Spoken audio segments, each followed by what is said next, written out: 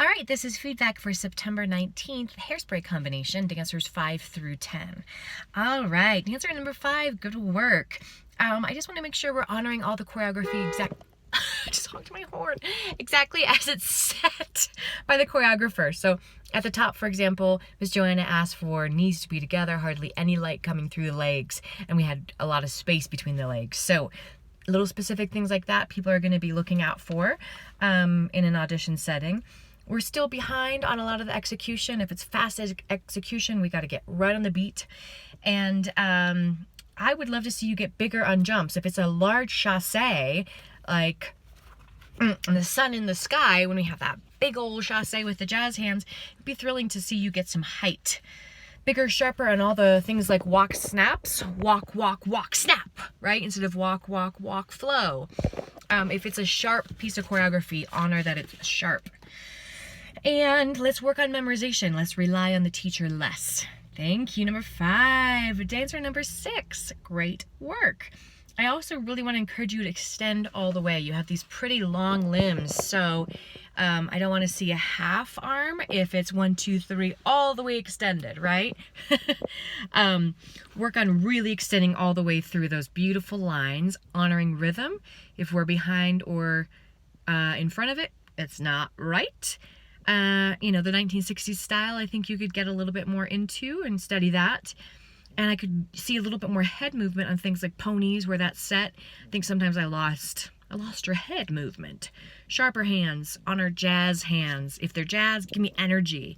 If it's a flick, honor a flick.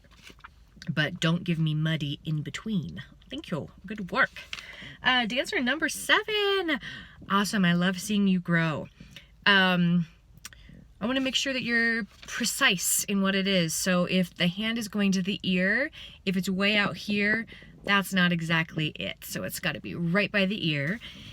And get really precise with what's being asked of you. Anticipate the next step coming up and work on memory techniques so that you're not waiting to see the teacher do it or another classmate do it. You know what's coming up so you're not behind. And yeah, keep growing. Good work. All right. Dancer number 9. Awesome, awesome. Your energy in this combination was really fantastic. And, you know, if I were casting the show, you'd be in the cast.